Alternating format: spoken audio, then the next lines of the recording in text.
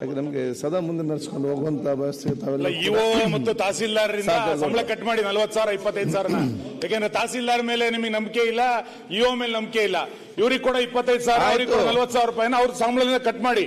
ಅವ್ರಿಗೆ ಇದಕ್ಕೆ ಎಕ್ಸ್ಟ್ರಾ ನೀವು ಸಮಿತಿ ಕೊಟ್ಟರೆ ತೆರಿಗೆ ಹಣ ಕೊಟ್ಟೋದಕ್ಕೆ ನಾಚಿಕೆ ಆಗಲ್ಲ ಸರ್ಕಾರಕ್ಕೆ? ಅದನ್ನು ನೋಡಿ ನೀವು ನಿನ್ನೆಲ್ಲ ಕೂತ್ಕೊಂಡು ಮಾತಾಡಿದಿರಿ ಸರ್. ಅದಕ್ಕೆ ಸಮಿತಿ ಮಾಡೋದಕ್ಕೆ ಯಾರು ವಿರೋಧ ಅಲ್ಲ. ಅಧ್ಯಕ್ಷ ಮೇಲೆ ಇನ್ನೊಂದು ಸಮಿತಿ, ಶಾಸಕರ ಮೇಲೆ ಇನ್ನೊಂದು ಸಮಿತಿ. ನಿನ್ನೆ ನೀವೆಲ್ಲ ಕೂತು ಮಾತಾಡಿದಿರಲ್ಲ.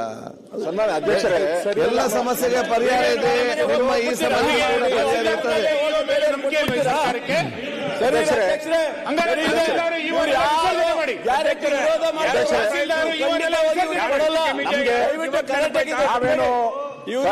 ಸದನ ನಡಿಬೇಕು ಅನ್ನೋರು ನಾವು. ಸದನ ನಡಿಬೇಕು, ಸಾರ್ವಜನಿಕರ ವಿಚಾರಗಳು ಹೊರಗಡೆ ಬರಬೇಕು ಅನ್ನೋದು ನಮ್ಮ ವಿಚಾರ.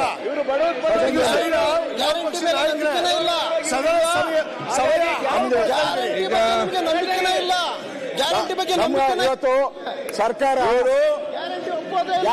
ಕಷ್ಟದಲ್ಲಿದೆ. ಹಣ ಹಂಚಕ್ಕಾಗ್ತಾ ಇಲ್ಲ ಸರ್ಕಾರದಲ್ಲಿ. 9 ವಿವಿಗಳನ್ನ ಮುಚ್ಚುತ್ತಾ ಇದ್ದಾರೆ.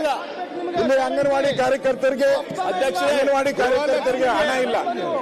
ಅವ್ರಿಗೆ ಹಾಲಿನ ಸಬ್ಸಿಡಿ ಕೊಡಕ್ಕಾಗ್ತಾ ಇಲ್ಲ. ಅತಿಥಿ ಉಪನ್ಯಾಸಕರಿಗೆ 6 ತಿಂಗಳಿಂದ ಕೊಡ್ತಾ ಇಲ್ಲ. ಈಗ ಸರಿ ಇಲ್ಲ. ಅದನ್ನ ದಯವಿಟ್ಟು 1 ಗಂಟೆ 45 ನಿಮಿಷಕ್ಕೆ ಮುಂದೂಡಲಾಗಿದೆ.